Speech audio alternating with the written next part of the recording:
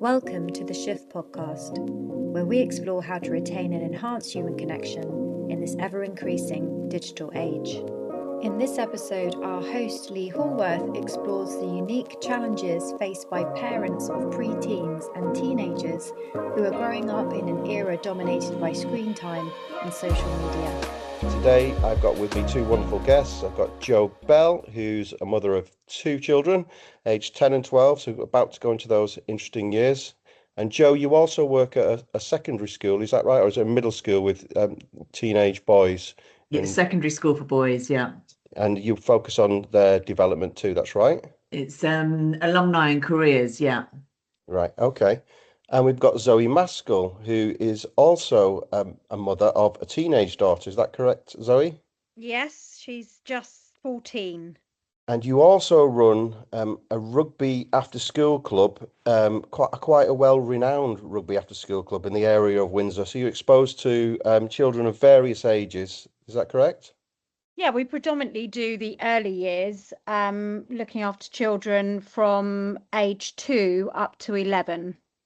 Right. And this is what I'm really interested in today, because what we're talking about today is how children behave and are becoming more integrated into the digital world through their devices, how that affects behavior, how parents can manage it, because no one's trained us. I've got a daughter myself, and I can see at 5 months old, if I'm on my phone, she's already looking at the phone and she's already got the downward scrolling action off to a T. So, which is incredibly alarming, and I don't know how that happens. You give her something like a popsicle to hold, and she can't hold that, but she can scroll perfectly on a screen. So maybe there's something there. But you two are coming at this predicament that we're all in. It's something at the time of this podcast.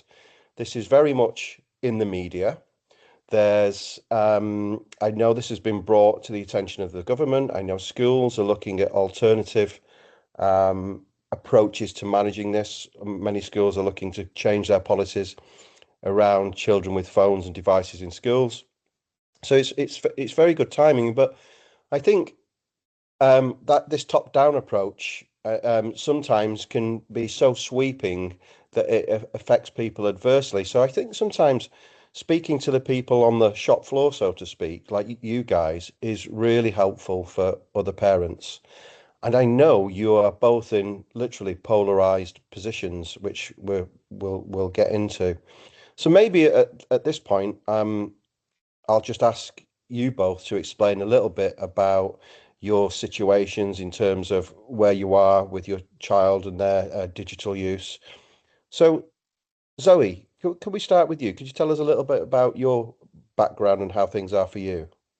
Yeah, I think I've always been really aware of the impact that the phones are having, just for myself. So, how much time I'm spending on it, and then looking at that we're handing this device to young children, and it's peer pressure, whatever it is, from a young age, iPads are being put in front of children to entertain them.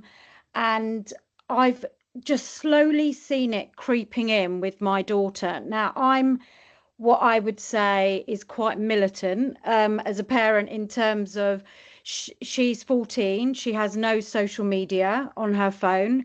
It's got many restrictions on it. But it's been quite interesting because the more, even with that, even though she's got limited access on her phone, it's still massively addictive for her. It's really affecting her mood. And the fact nowadays that they can send messages, the bullying element, when we were growing up, in the playground, and then you have to work your way around it and make up. Now they can just text anything and say anything, and we may or may not see it. So in terms of how these phones are monitored, it's quite a scary thing. So I didn't want her to have a phone. I didn't let her have a phone until she went to secondary school, and I really wasn't happy about it. but she was getting on a bus and it was a 45-minute journey. Hmm. And you kind of think, well, we can track where she is location wise. If she's stuck, the bus breaks down for pickups, whatever, I can get hold of her. So we did give her a phone then for that. And very quickly we could see that we were having to put more and more restrictions on it. And things that you think are harmless apps that they may use turn into something quite serious and sinister. So, Can you give us an example? well, there's one particular app that was downloaded, which was called Flow. And this was actually it's for women's health, really, to track periods. Yeah. And so she wanted it. She said, this will help me, which, I'm looking at, absolutely fine. Look at the app. Okay. Uh, no problem. What's happened is over the time that she's had it, it's um updated, and now there is a community on there where they're talking about highly sexualized content that I was unaware that Mm. it was on there. There's Okay. also a messaging facility where people in the community can message each other. And I only noticed because it was showing that there was 45 minutes that she'd spent on this Flow app, and I was thinking, well, you don't need to do that if you're just checking in No. a log that you've made. And yeah, so when I started to look at it, I thought, well, this is not great. There's no restrictions on age on it. So there's been a huge clampdown in terms of what apps she's allowed. And even WhatsApp, which I felt was just a messaging tool, then she had that for a while, and then she started posting pictures of her daily life. I'm walking here, here's a picture of me. I mean, it was ridiculous. And I just said, why are you doing that? And she said, oh, well, everyone does that. So, right, WhatsApp goes. So in the end, she's really got like a brick phone now that can phone and message. But still, I'm getting a lot of pushback, and there's a lot of problems with the amount of time she just wants to call her friends on. So that Yeah. they're spending a lot of time socially just talking on phones and screens as opposed to being together in the real world. So there's a lot of things going on there which I think will resonate with many parents, hopefully, who are listening to this and probably nodding their heads and saying, "Yep, that's what I get. Those are the situations I have as well." So let's can we first just explore, the how has that affected your relationship? Because she's, going into this world where the peer pressure is drawing her into certain things. She's, like you said, she's just copying behavior on WhatsApp, and then you're taking that away from her. How is that affecting your relationship? What sort of behavior changes are you seeing? Oh, it's horrendous battle. It's pure exhaustion from parents having to constantly uh, try to get them away from their devices. Hmm. And so it becomes a battle, and you're being unfair. uh, all my friends get XYZ. The latest one is, well, my friends are allowed to keep their phones in their rooms at night. Well, I said, well, absolutely not. I don't have my phone in my room at night. You're not having that. My friends have got this. I'm being left out because I don't have this, I'm just have to battle constantly. So I think that's one thing. And the other thing is, if I, which I do often, take her phone away and say, no, we are going to be present in this moment, and we're going to do something where you're not feeling, because it's addiction. They want to touch this phone all the time. Hmm. When she's away from her phone, she is a different child.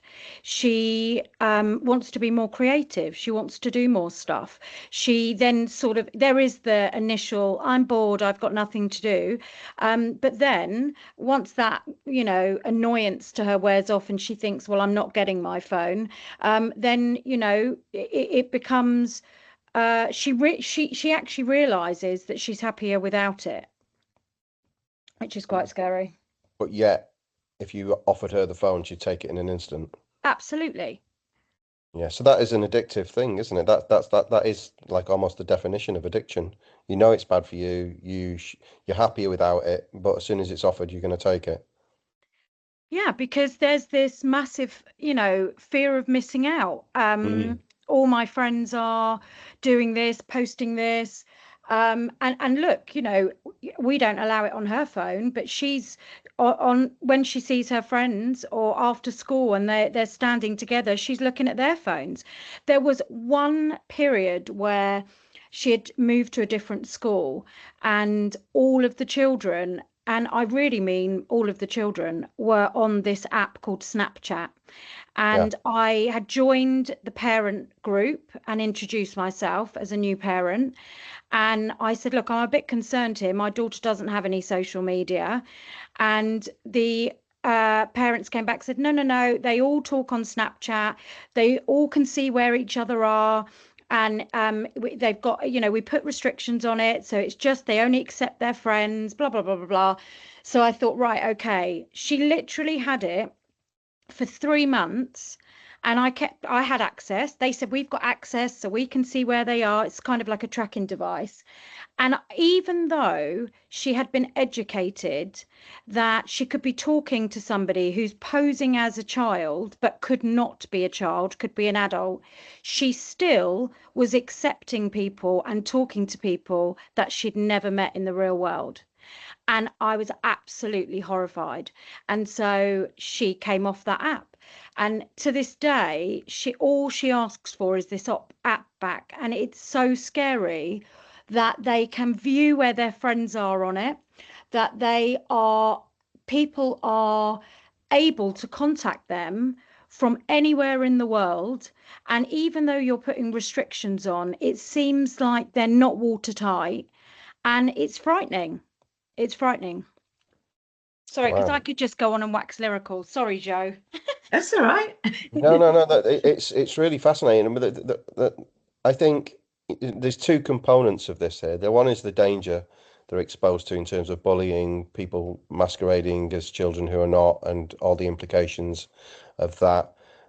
But there's also the loss of that family unit to some extent because of the what we'd classify as addiction need and the resentment that can potentially cause, even though there's moments of clarity around, oh, this is actually better. I'm doing some things that I would never have done or wouldn't consider doing.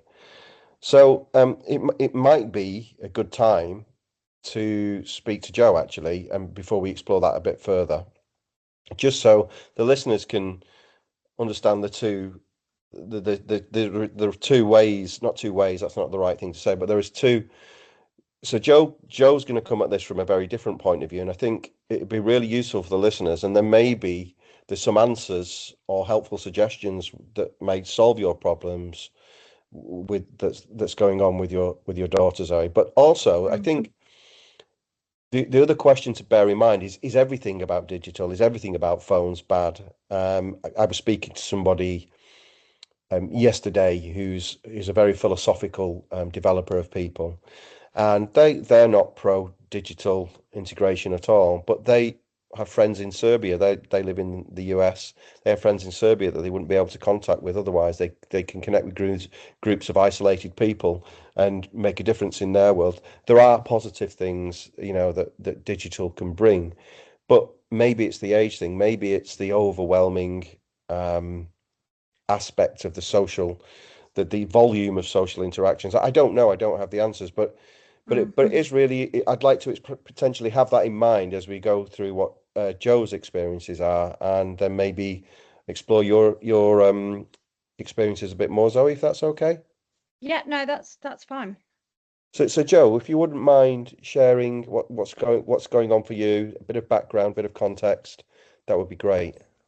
So I've got a 10-year-old daughter and a 12-year-old son, and we benefit, I think, in Windsor from having a middle school system. So the kids aren't going to a senior school as young as they do when it's just a junior school and a senior school. I think it's quite a nice way of doing it. But what it does mean is that in year 5, which is when they start middle school, Yeah. most kids start walking to school, or a lot of kids start walking to school if it's their very local school on their own. And that seems to be the sort of stimulus for parents deciding to give their kids a mobile phone for the understandable level of security and ease of access. If a club gets cancelled or something gets changed, they can call their mum and dad quickly and let them know.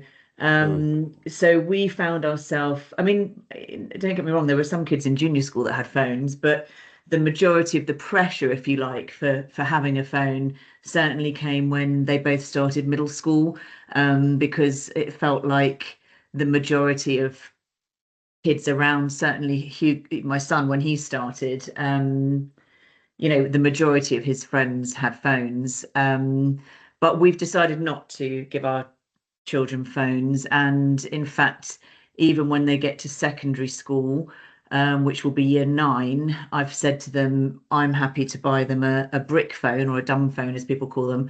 But if they want a phone that's online, then they would have to pay for that and the contract and everything else themselves, because I'm not supporting that decision. So that's kind of that's kind of where we are. Bravo. Um, yeah. So, so I think it's safe to say, Joe, that you're in the minority of parents, and I think bearing in mind what Zoe talked about the peer pressure and that conversation with other parents about, so she's had public peer pressure from the parents, not only has the child had that peer pressure. Mm. What kind of pressures have you had to sort of stand rigid against or push back on?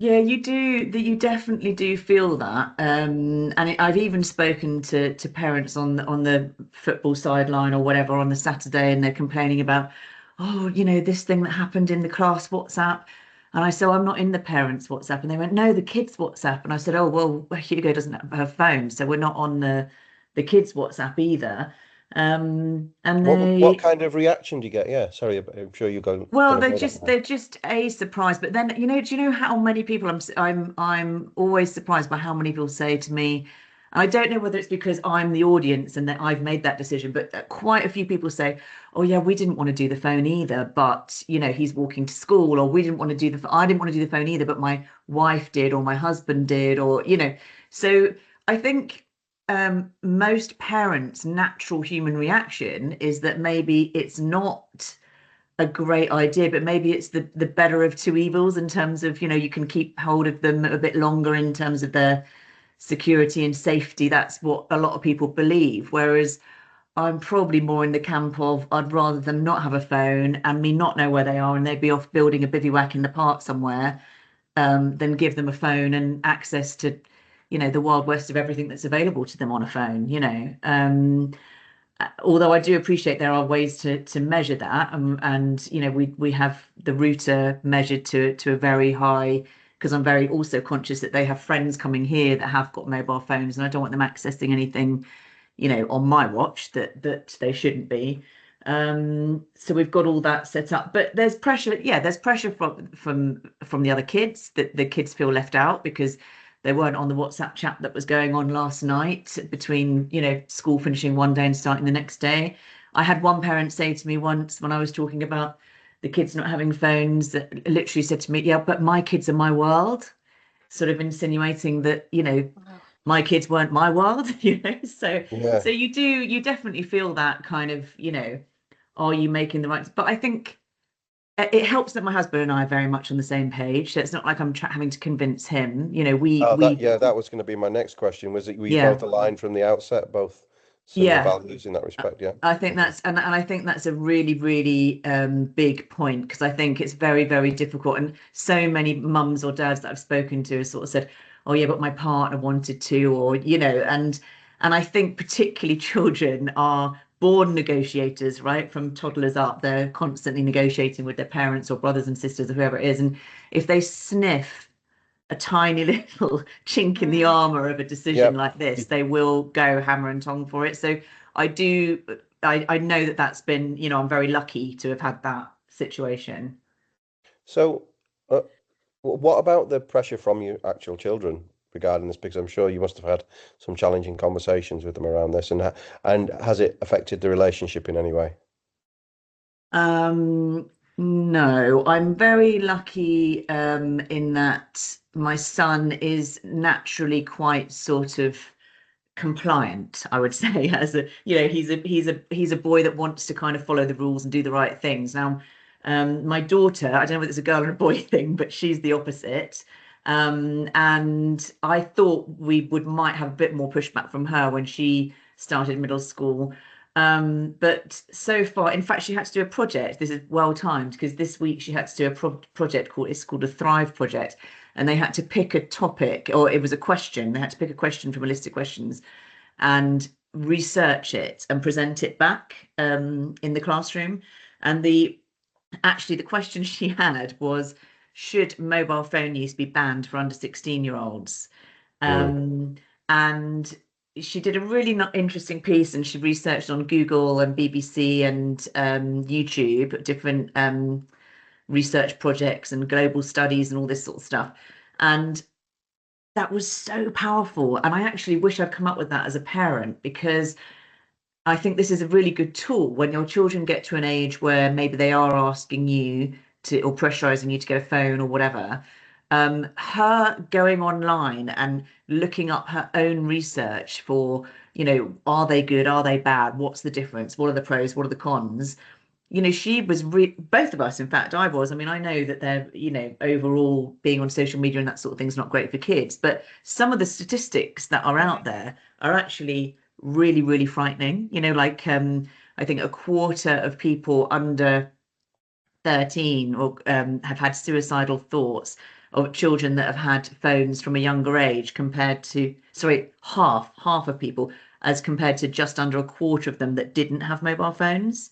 So when your child is reading those statistics in black and white for themselves, it sort of almost helps your case, really. Yeah. Well, they Yeah. discovered it themselves. They know it's not being filtered by you. Yeah. So, There was a scary statistic I saw that was by age 11, 90% of children own a phone or have a phone, and by age 8 is 25%. But still, that is, think about that. Like, obviously, like Lee said, you're in the minority in terms of that, because that's 10% of children don't have a phone by age 11.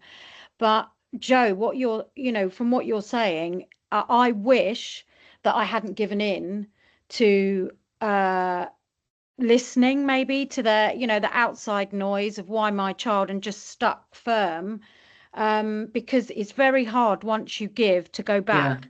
But that's the point though, Zoe, because I think I have really benefited. I was probably a little bit delayed in having my children. So a lot of my friends' children are maybe 2 or 3 years older than my children. And I have learnt so much from, whether I would have made the same decisions or not all by myself, I don't know. But hearing firsthand from other mums and dads whose kids were that little bit older than mine, about how much they regretted handing that phone to their child, and how difficult, like you say, the constant negotiation and fallout and whatever of handing the phone over and then having it and then trying to manage that.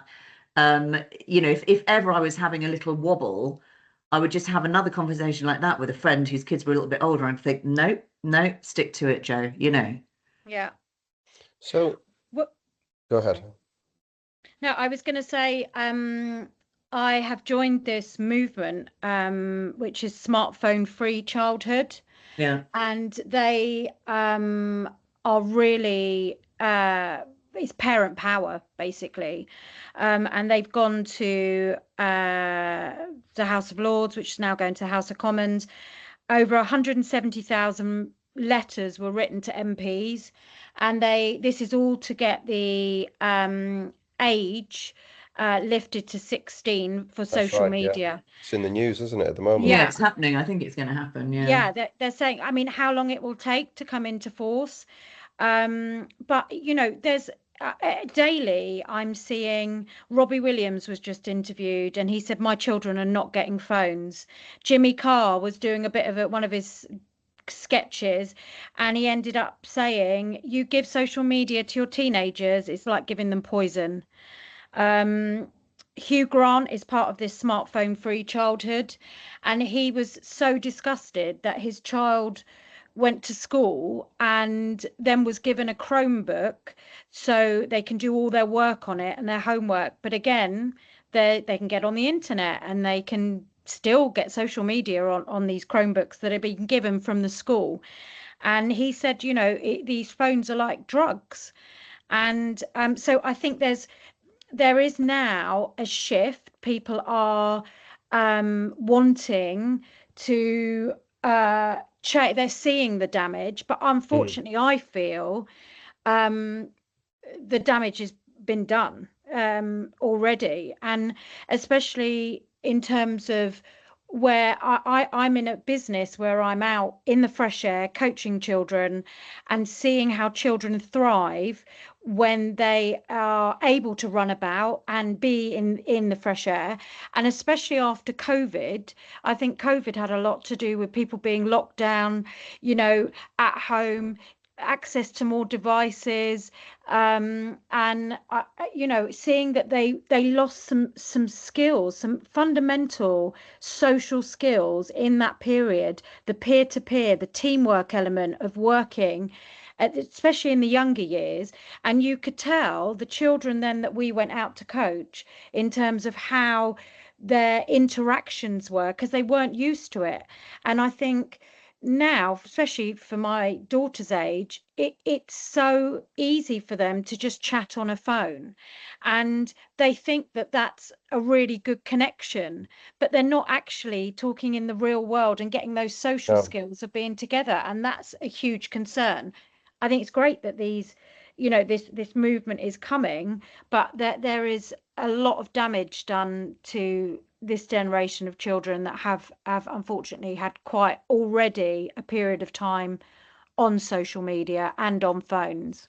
And it's not just children, is it? There's a huge capitalist commercial force behind people by purchasing phones.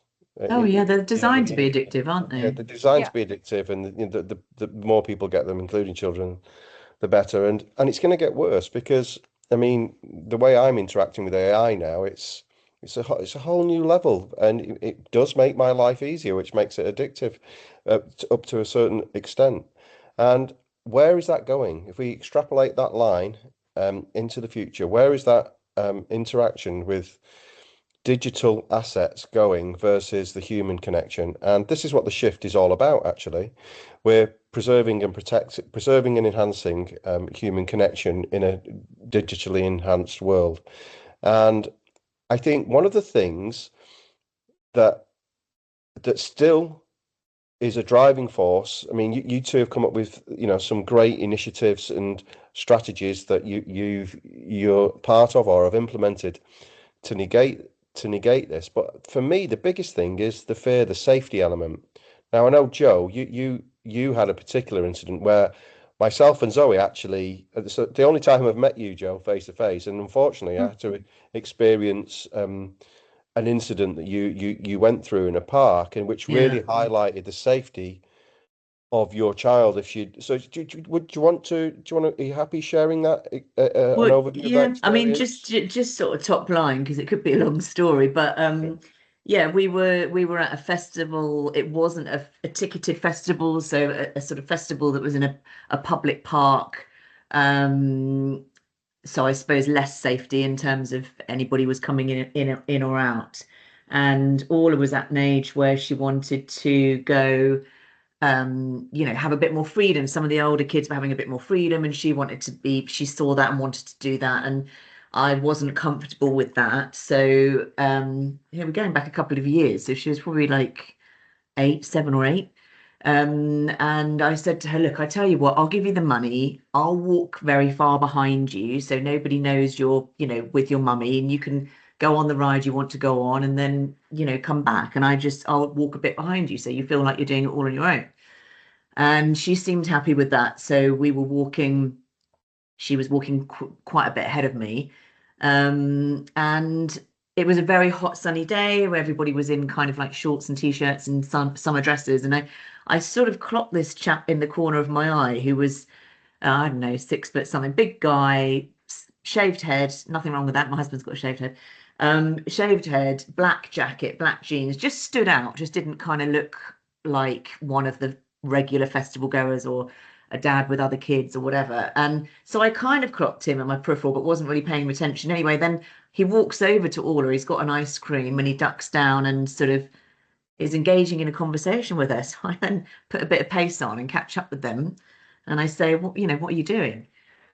And he says, I'm checking if your daughter wants checking if she wants an ice cream. I said, no, she doesn't want an ice cream. She doesn't know you. Why would she want an ice cream from you? And so I sort of turned around to talk to Orla. I said, are you okay? And she sort of looked at me with this worried expression. She said, no, I don't think he's a good man. And I said, good girl, I don't think he's a good man either. And as I turned back round to speak to him, he was, walking off and shouting out to this other guy who was also dressed in a similar sort of, black jeans, big black jacket, and carrying an ice cream.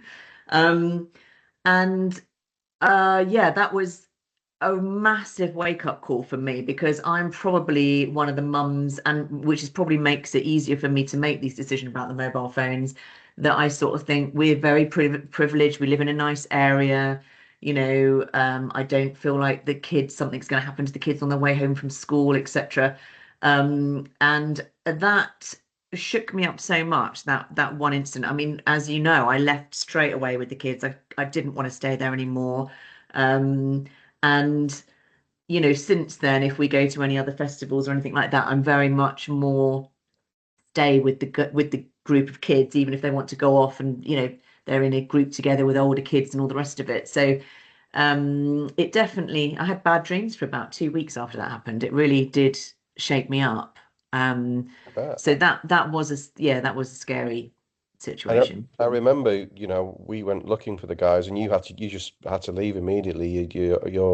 It was quite and not it's not the right phrase, but an eye-opening moment for me as well. Not as I wasn't a parent at the time, but I was Yeah. I was horrified. Yeah. Yeah. So then with if we overlay the phone, no phone, we know Yeah. where they are. It's like a tracker. Yeah. Where do you sit with that then? Has that not made you think more about having a phone, or is there an alternative to that? For a while we did have the Apple AirTags. So when Hugo started walking to school, we put the Apple AirTag on the key ring, on the keys that he was taking to school. And I don't know, I just felt like we're sort of almost sleepwalking into like the whole giving kids mobile phones or tracking where they are, and them feeling like it's normal for everybody to track where everybody else is. And I don't know what that's teaching my son about when he has a girlfriend, or my girlfriend about when I don't know, it sat uncomfortably with me. So we've actually not got that anymore. And we have a key lock, like most people, like a lot of people do outside the house, so he doesn't lose the keys. But I can't track him anymore. We do use the Apple AirTags if we go to a festival or something like that, and or down on a beach day or something, we will use those Okay. on the little bars. You can get them on the straps that like a watch they go on, Yes. but not general day to day. And I know that we briefly spoke about this, didn't we? I grew up in Slough, and like I said before, my son is quite a good boy that wants to follow the rules, all the rest of it, and that makes it an easy, whether A, he's a boy, B, he's very compliant, whether we'll feel the same for my daughter, I don't know. But at the moment, I feel like part of growing up as a child, and I'm sure we've all done it, is that you tell your parents you're going to one thing and actually you're going to something else. And that whole kind of risk assessing and making decisions and thinking on your feet and all that sort of stuff, I just think it's all part of growing up. And so we have, at the moment, whether we change our mind later or for my daughter, I don't know. But at the moment, yeah, we're not tracking them either. Yeah. I think I'm sorry, but I'm sitting here laughing as you're saying this, because last night I actually hid an Apple AirTag in my daughter's coat. I've sewn it in so she doesn't know it's there, because she had an Apple AirTag in her bag, and then one day she just thought, I don't want to be tracked, and she Yeah. threw it away. Yeah, she wants to be on an app that tracks everyone else. Well, yeah, exactly. But in terms of, yeah, I mean, I've got a non-compliant, Yeah. wild daughter that is not, um, she knows about all the dangers and lots of, situations she could get herself into, but still she is constantly putting herself in situations that are not great for her. And I think it's peace of mind for me that when her phone runs out of battery or she hasn't come home, I can that I've got a second option, a backup to find her. Um, she's already doing the I'm going here but actually going somewhere else. I just know about it, but she doesn't know I know about it, so I'm always trying to stay one step ahead, which is very difficult because they're very bright. Maybe it is girls and maybe that'll change.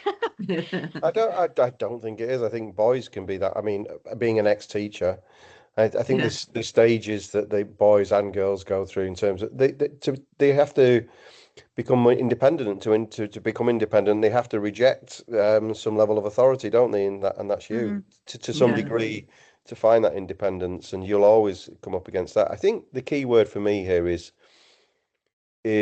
risk. So in business, we talk about if you never take any risk, that's very risky because you without risk, you can never, like I think to your point, Joe, can never learn or grow. Yeah. Yeah. But at the same time, what level of risk is acceptable? And in your case, Zoe, it sounds like your daughter is quite comfortable with risk, Yeah. whereas Joe's children currently, one through self-education perhaps, and the other one is naturally compliant personality, then that level of risk, the perception of the level of risk is lower currently, but that may change when the child's perception to risk changes. Exactly. Yeah. Yeah. Yeah. Um, so it's not easy for parents, is it? And it's a constant battle of what's acceptable level of risk versus reward in terms of learning and life skills. Oh yeah, and I'm sure, if something happened, God forbid, something awful happens to the kids, and I'm sure there would be plenty of people that would say, well, that's on her. They didn't have a mobile phone, or she wasn't tracking them, or whatever the conversation would be.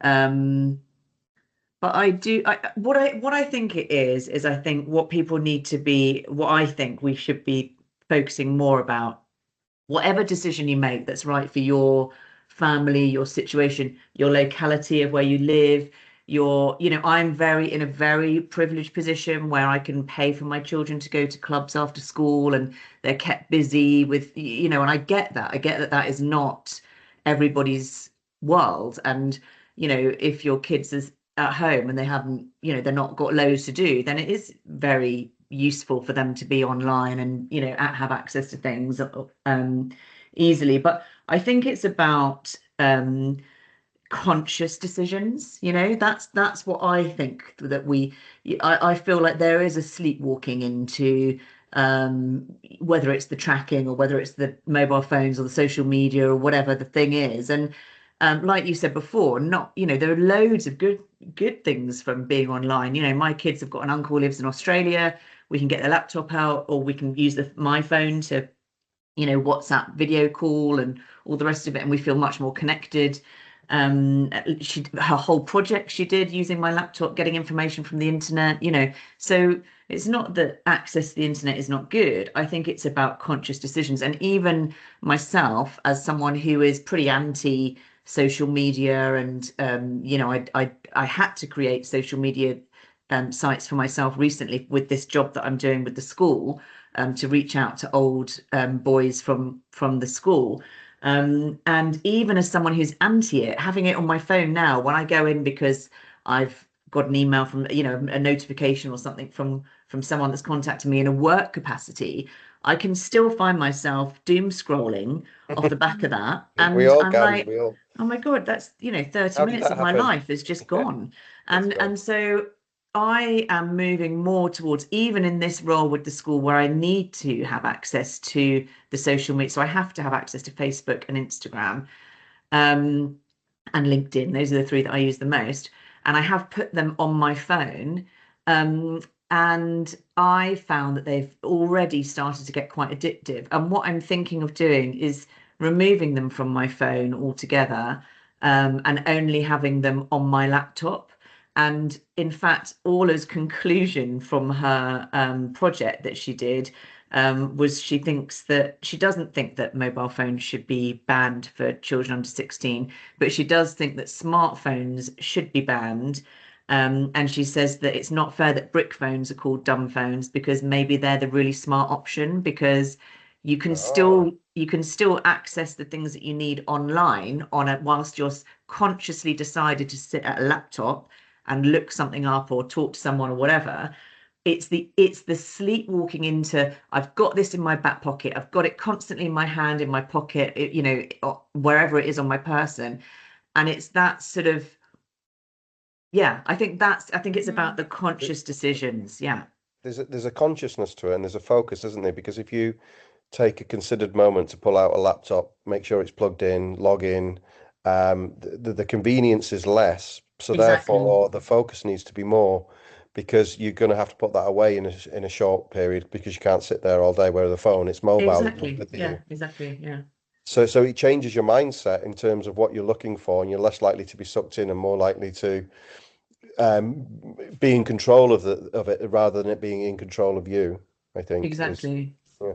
So something I was thinking of around you mentioned the school you work at, Joe, and I was interested to, and we should have had Ola on the podcast in retrospect, to be honest. Yeah. But Yeah.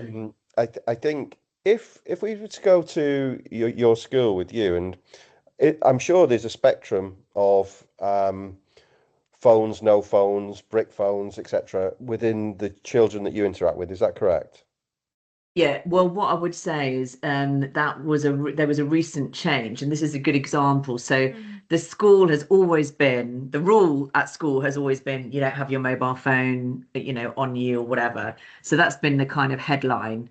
But where the office is that I sit in when I'm there, it looks down onto I'd say the bit of the playground where less of the teachers knock about. There's always that spot in the playgrounds we'll all remember. So it's probably the kids that I are don't around know what you're there. talking about, Joe, Yeah, but go no ahead. idea, no idea.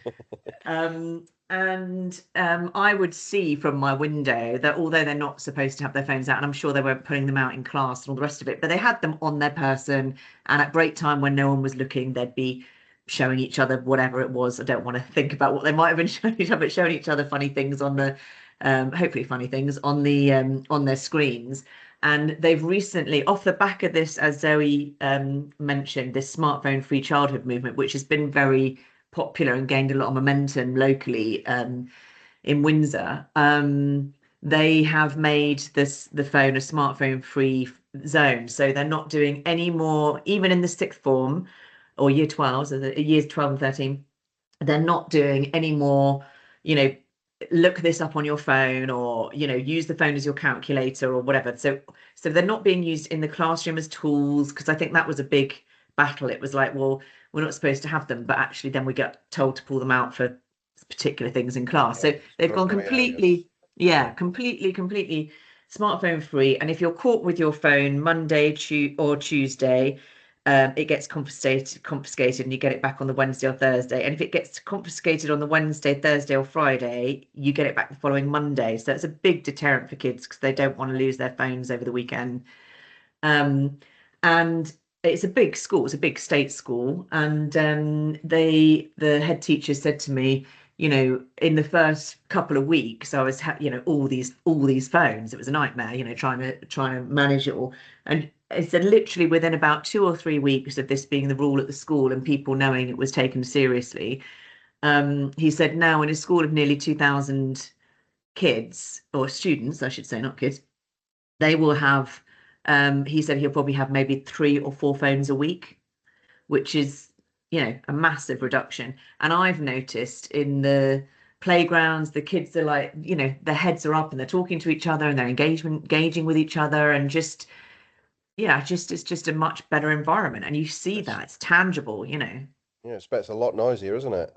Yeah. Having been an ex-teacher, I know how loud playgrounds can get, and this was before mobile phones were a thing. Showing my age there, but I think that I mean that's great. I mean that top-down approach, managed well, I think is the way forward. What I'm interested in, it might be an irrelevant interest, but was there any kind of one-upmanship or bullying because people didn't like your children, didn't have phones, or because people had superior phones? It's like that with trainers and clothes. I was wondering if it's like that with phones these days as well, before these initiatives came in. Zoe might be better to answer that. I mean, I know Hugo does get a bit of a hard time for not having a phone from some people, but I think there've been quite a few instances, and I think even he, when he's quite intelligent. When he did his SATs, one of his friends said to him, "Oh, maybe if you do well in your SATs, your parents will get you a mobile phone, because you've got good results." And I said to him, "Well, what did you say to that?" He said, "I just said to them, you haven't met my parents. You don't know my parents." And but he was very much feeling a bit left out and not knowing the in joke and all the rest of it. So we did get a bit of pressure around that. But then very soon into the world of kids, middle school kids having mobile phones, there was, on these groups, there were inappropriate photos being shared, there was bullying, etc.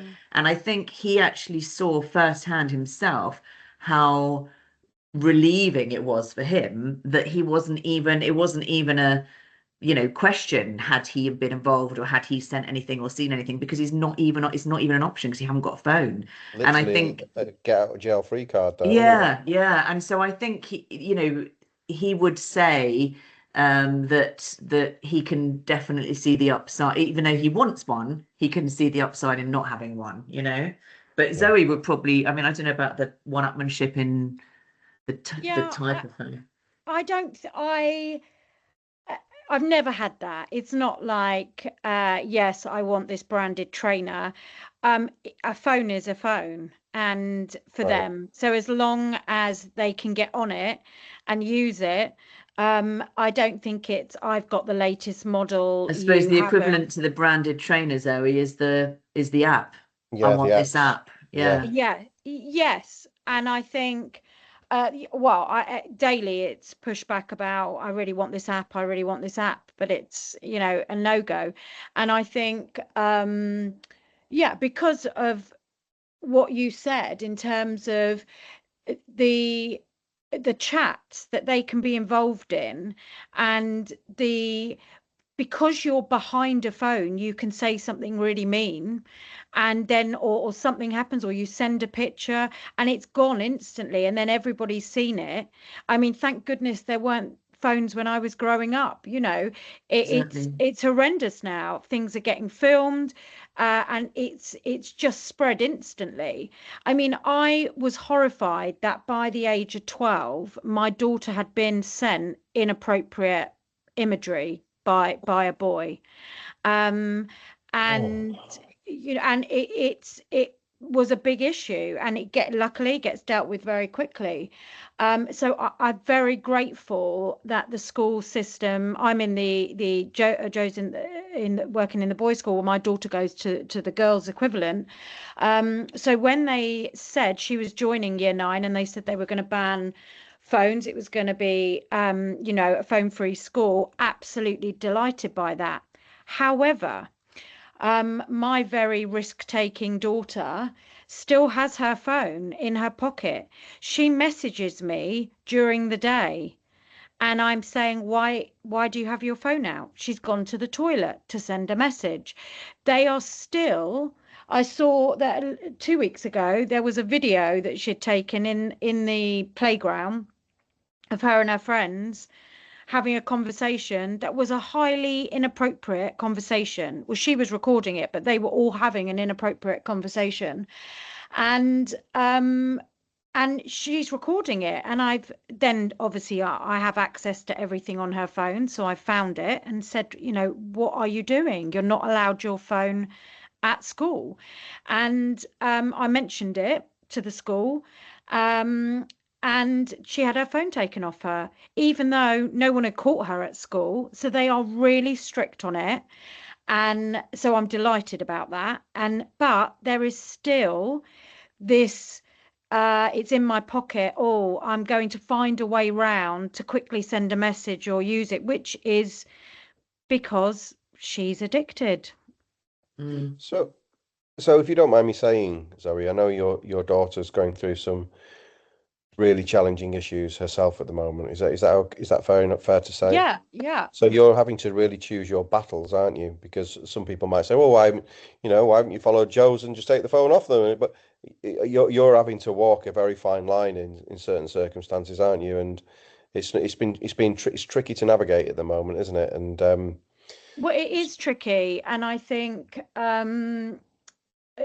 because they have, there's lots of worrying stuff that the children have seen, whether or not they've seen it because they have a phone, or whether they've seen it because their friends have a phone, and they've been able to see it at a sleepover or whenever, if their parents aren't as strict as I am, or definitely Joe is.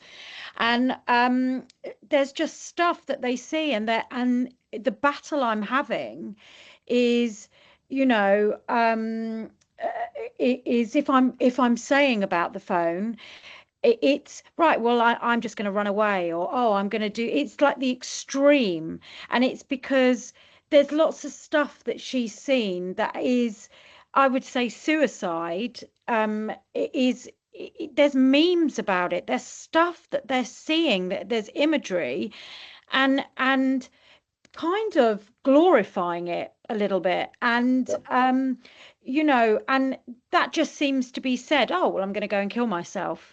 um specifically encouraging it and daring people to do it on, I think, on Roblox is one of them. There are some dreadful apps out there that do this. Yeah, I've heard a lot yeah, about them.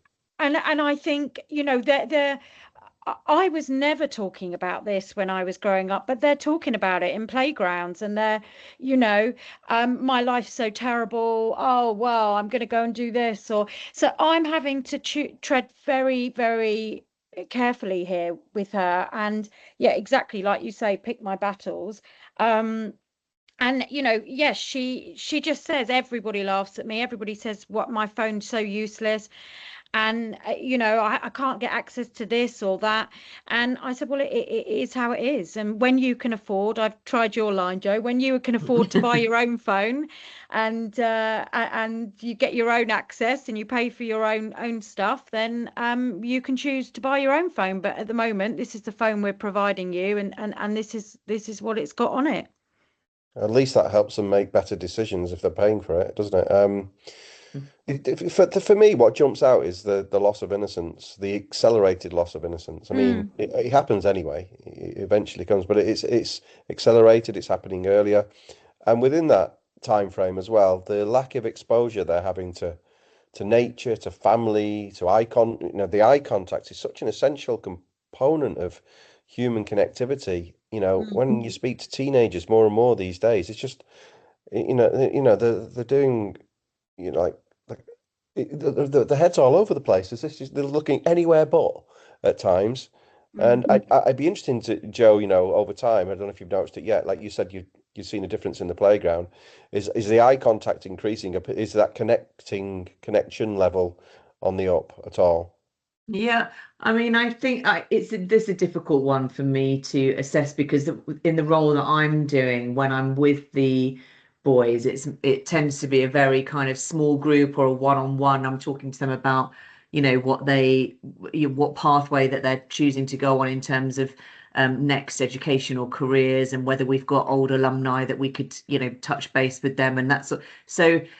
Um, in most of those situations, I'm having quite a good interaction with the person anyway, So I probably don't.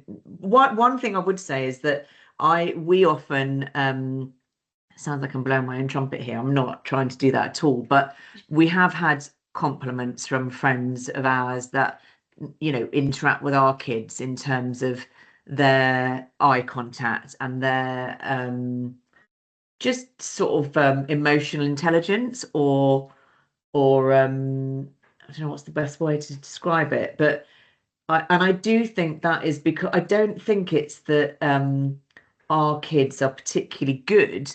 I think it's just that so many other kids have had phones from a young age, Less and exposure. yeah, and I think it is.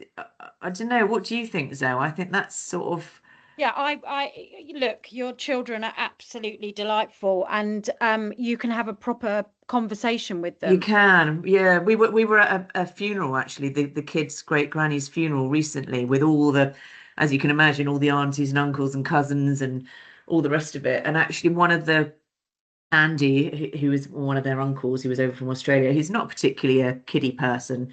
And he, as we were leaving, we had lots of compliments from the family about the kids. But Andy came over to me and he said, I just want to say, Joe, said it was just delightful having your kids at the table. He said it wasn't like having kids at the table at all. And I sort of thought that's a funny thing to say, but I thought, yeah, it's because they are comfortable. I would say that. Would you say that as though they're just comfortable talking to adults and having quite adult conversations?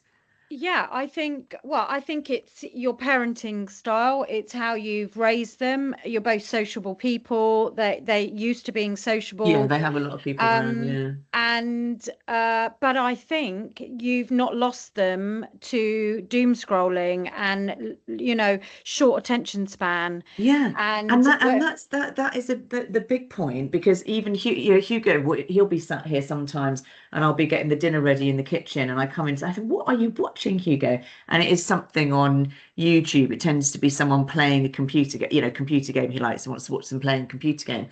But occasionally it will be these YouTube shorts, and I say to him, I yeah, really don't mind you watching. I don't really like him watching the computer games or whatever the other ones are, but I said I really don't watch you watching the shorts because it shortens your attention span. And you hear about kids that can't read books anymore. They're big readers. Both the kids love reading books.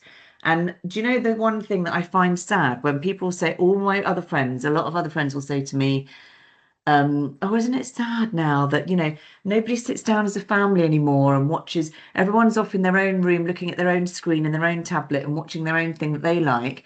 And we don't do that. The kids, and I said, this is where I am more controversial. So I would let my kids watch things that other people wouldn't let their kids watch. So my kids, even though they're too young for it, will sit and watch something like SAS Who Dares Wins that's got loads of swearing in it and all the rest of it. Um, but we sit down as a family together and watch it, or they'll watch films that are 15 that might have a topic in it, someone getting pregnant or someone, doing drugs or whatever it is. But then it stimulates a It's a conversation or, discussion. Yeah. yeah. And I think, well, that's okay. Some other people would say to me, they wouldn't approve of that. And they would say, well, that's damaging. You're exposing your children to things that before they're old enough for it. But I think, well, they're sat with me in a room. We're all cuddled up together on the sofa. Zoe comes round with her daughter for gladiator nights, don't we? We do that yeah. together, and I just think there's something lovely about that. I think I just feel sad for families when they say, oh, yeah, no, we don't do that. Everyone just goes off into their different rooms and looks at it. Something inside me just breaks when I hear that. I Yeah, think and I think, sorry, go on, Lynn. no, it's okay. Sorry, go ahead. No, I was just going to say, that's Chelsea recently had this boyfriend, and she would come in, and all she wants to do is talk on the phone to him. And I've lost her. She's up in her bedroom, and I just had to get really strict and say, right, there's a limit to how much time you're going to spend on that phone talking. I understand you want to talk, but then you're coming down, and we always have dinner together, and then we always watch something together in the evening. Yeah, And but I do agree with the shorts element. My daughter loves going on YouTube, and I'm just hearing one thing, and basically it's glorified TikTok on YouTube, yeah, yeah. and they're just scanning through things. And as a parent, how can you control unless you're going to sit down and watch YouTube with them, you're a busy parent trying to cook dinner and trying to get ready, and you can't control the next video that comes up, the next bit of content that they're seeing, and it's just brain rotting stuff. It's worrying. You were saying about eye contact. Yeah, I definitely feel I noticed at Christmas we went to a friend's Christmas party, and all these children have all grown up together in school, and there was one moment where all the parents were in the kitchen area and all the children were in the lounge, and I came out and every child was on a phone. Every single child. They were together, but they were on a phone. But And sat in a group, were they sat in a group still? they were sat together, but they So were they all needed that closeness, but then they didn't have the confidence to engage with each they other. weren't engaging. They were Yeah. all talking to somebody on a phone, or a couple might say, "Oh, have you seen this?" or whatever. And I just thought this is wrong. This has to stop. And then we were going out on Christmas Eve, and I just said to my daughter, you're not going to have your phone for this time period that we're out. You're going to sit and you're going to talk to people, and you're not going to have your phone. And I did it 2 other occasions over Christmas. So she was absolutely like, "Oh, this is terrible. My world is ending. I'm not going to have my phone. What will I do? And all my friends are going to be on their phone." I said, "I don't care, Chelsea. You're not going to have your phone." And so, and actually, she enjoyed those nights more than any other time because she didn't have a phone, and then other friends were like aware that she didn't. So the next minute they're doing hair, they're doing a dance routine, they're doing what we did as kids. And it was really eye-opening to me, and I've noticed that it is really difficult because they're used to looking at a phone. The eye contact it's been challenging, and I've had to really sort of work with her around, hang on, I'm talking to you, can you look at me, please? And that's in everything. She'd rather look anywhere else but at me. Your daughter Zoe, though, having known her for some time now, has has that ability. She's incredibly engaging once you've got her, isn't she? 100%. And she's incredibly talented as well. But you're now facing a battle to retain that. Is that what you're saying? Yeah, absolutely. And I think it's only getting worse. Currently, it says on average, children are spending 3 hours a day on a phone, which is shocking. And there was something I I think saw. that's quite low for some people. Yeah, no, I think that's just an average. I absolutely, I think it's a hell of a lot more than that. And there was something I saw that it was really cleverly put visually, and it was from 18 years old. It was basically your life out in months, and it was like, this is how many months you're going to work. This is how many months you'll be asleep. This is your life, and it said that it was a proportion of the life that they had yet to go and live life and do things. And it said the current average of how their lives are trending now with phones, you will lose X amount of months. Forgive me, I don't have the actual statistic, but you'll lose a whole proportion of your life to a phone, It'd be which you're good. just being sucked into. Yeah, I've seen things like that. I mean, it's you live approximately 4,000 weeks, which is a horrifying statistic for me because the weeks Yeah. go past so quickly. Yeah. And if you can show to a kid how many weeks you've got left and how many weeks they're spending on the phone, and therefore how much time they're going to have to interact with you, maybe there's a strategy there, giving them perspective. I think all these strategies you've mentioned, and I think this conversation we're having is extremely valuable, and I'm learning a lot from it as I go into parenthood. And I think existing parents will find value in it. I think there's something around what this all means for society moving forward as well. So I've done quite a bit of research in my educational role around people's ability to learn and how attention spans are decreasing. We've had to adjust our content accordingly. But there's something, the dopamine addiction that comes with scrolling. You're absolutely right, Joe. It reduces that attention span. Is dropping and dropping and dropping and dropping. But what people are doing is they're bringing the reward forward. And when they bring the reward forward, therefore doing tasks that are meaningful, contributing to life, interacting with families become painful because they're not getting that dopamine hit every 10, 15, 20 seconds, whatever it is. And so this is, and therefore they're never going to find that serotonin, which is the happy hormone, because the dopamine hormone is kicking in and getting ahead of it, and that's the addictive one. But that dopamine can eventually go away, and or it becomes you chase something that you cannot get because you're looking for that dopamine hit every 3 seconds now, and now that becomes untenable for the future, and now you've got addiction and you've got problems. And so some of the strategies we use or strategies we talk to our clients about with learners is we've got to get them into that serotonin space, which is enjoying each other's company, doing something active, doing something where they've not done it for a while, because it makes them feel alive, and that meaning, that togetherness, that connectivity brings that serotonin out in the brain, which they've not experienced for a long time because they've been chasing that dopamine for so long. So I'm talking about adults that have been exposed to phones as younger people, and I now see them in that space as an adult, as a learner, compared to how I used to see children as a teacher. And it's really worrying now for this generation of children who are going further and further down that dopamine journey to addiction, and what that's going to mean for society moving forward. Because as an educator, I'm already having to adapt the content to fit the minds that have been altered by that exposure from 10, 15 years ago. So what's the future going to be like? And that's what worries me. That's how I've seen that transition. Yeah, don't go down the rabbit hole. That's what I say. I went down it this morning a little bit, and in terms of AI, we're talking about arguing with. I'm arguing with my daughter about the apps she wants. There won't be any apps. There will just be AI, and anything and everything that you want, you'll just speak it into somewhere, your phone or wherever, and AI will get it back to you in a second. And it's coming quicker. And what does that do? What does that do, though?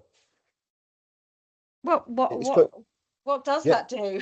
Yeah, that's what I mean. Well, what about curiosity? Yeah, What exactly. about, They won't need to think for themselves. They will just be able to anything that comes into their mind, they will be able to get the answer straight away. There's no problem solving. And It's they'll trust that memory, answer it's the no matter memory what. piece as well, I think, the memory piece, because I was talking to a really lovely student that helps me quite a lot, a guy called Artem from the school, and he was sat in my office yesterday, and I was saying to him, I really feel like we're launching this 1908 Club Dragon's Den, where the boys can pitch ideas that will bridge the gap between education and industry to kind of get investment in their idea going live in the school. So it's a great, I really stand behind it. I think it's a great idea. But we're trying to get the engagement of the year nines and tens, and I've sent this PowerPoint, done this little PowerPoint presentation, and I really tried to do it, get into the head of a younger student. I mean, I'm pushing 50, so it was, I don't feel I don't feel that ancient, but I suppose to a year 9 or 10, I definitely look at it and feel it. But and Artem said to me, I said, but I did this presentation, and don't you think the presentation? And he went, Joe, he said, and he's in year 12, right? So he's in the sixth form, first sixth form year. And he said to me, Joe, the thing is, you've got to remember, you're talking to the year nines and tens. He said, there's no point in talking to them now about something that you're going to launch, that's going to go live next month, because by next month, they'll have forgotten about it. You've got to give it to them today, remind them about it tomorrow, and then go live the following day. They've got to have a constant drip feeding of, because that's what they're used to. Yeah, exactly. Yeah. Yeah. But it's great that sixth former had that awareness, Yeah, and he was so helpful, honestly. So he was, so I was chatting to him and he had some great ideas with how to engage with the year nines and tens. And I mean, he's going somewhere, like you have Yeah, yeah. you interact with people that you're like, he is going to be absolutely fine, whatever he ends up doing when he leaves. But that's what we have to let's wrap it up on a positive if we can, in terms of you could go down the rabbit's hole of this AI and it's all bad and what's the future and all the rest of it. But actually, there I had a student in front of me that said to me, yeah, but they're year nine, tens. And, when I was that age and blah, blah. And here he is now in the sixth form, being proactive with me with projects we're working on together, engaging, using the tools, the AI tools that he has available to him to, Appropriately. yeah, and Yeah. is going to do really well for himself. He's someone that's absolutely going places. I believe that 100%. And I think we've got to learn to work with these systems.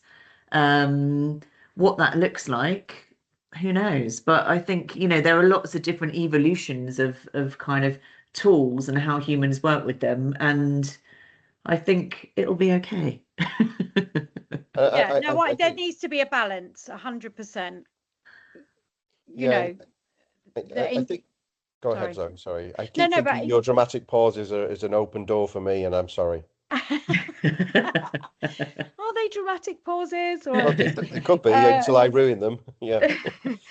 no, but I think, yeah, it's here, it's coming more and more, it's here to stay. We need to work out how we can utilize it for the greater good and get the balance right, so that we all don't get sucked in Well, and all become robots. yeah, there's some real themes that have come out from this, and I think it's so if I could try and rattle them off, and what I'll do for the listeners is I'll probably listen back to this and capture them in terms of the things that have worked or could work for you.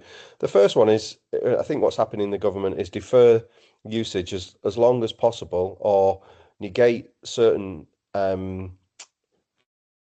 apps or access just to mitigate the danger as much as possible, whilst using the usefulness, if necessary, to help parents manage the risk profile of working with their children into adulthood.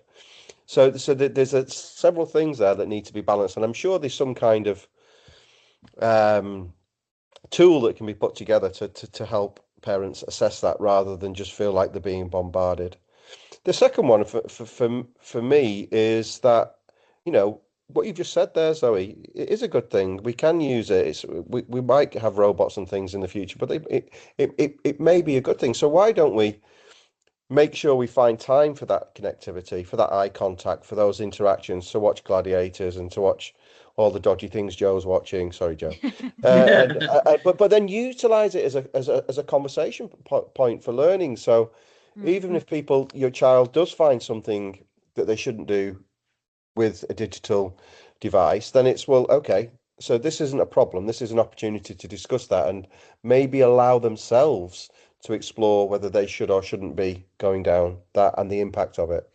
Yeah. Well, we're out of time, ladies, but I think we could go on for another hour, and I'm doing my best to summarize this, but I know I've murdered that because there's so much more that we've spoken about. But when the viewers see this in a podcast, what they'll see is certain aspects captured up in writing, so it's useful. Um, and for those who are listening, we'll perhaps put some resources at the end as well that we can create based on this conversation that we've had today. So I'd like to say a personal thank you to you both, Joe and Zoe. Joe, I've only met your kids for like 10 seconds, and Zoe, you're doing a great job as a mum in difficult circumstances currently. Hopefully that changes for you. She's a very lucky young girl, and I wish you both all the best. And I'll be phoning you up for advice as my little daughter grows up on a regular occasion. Phone Joe. Yeah, No. well, it's the Joe Zoe show. That's The what Joe, I'll be. exactly. Ah! You have us both on speed dial. Chelsea's brilliant, Zoe. She's brilliant, and she'll be absolutely fine. It's She's wonderful. teenagehood, and I'll be going through it any minute. So, like, it's just Yeah. one of those. Yeah. Yeah, we should have another podcast then, Joe, to just see if you Exactly. keep all them Exactly. opinions. Just different Yeah, do you tone of remember what I voice. said? Oh, I've Yeah. given into it all. Yeah. She's got a phone. She's got a tracker. She's got it Yeah. all. Yeah, she's wired into the internet. She's like in Elon Musk Neuralink. Okay. All right. Thank Thanks, you. guys. All Lovely right, speaking with cheers. you. Cheers. Bye-bye. Thanks, bye. Bye. Thank you for listening to the Shift podcast. If you enjoyed this episode, please hit subscribe and follow us on our social media channels.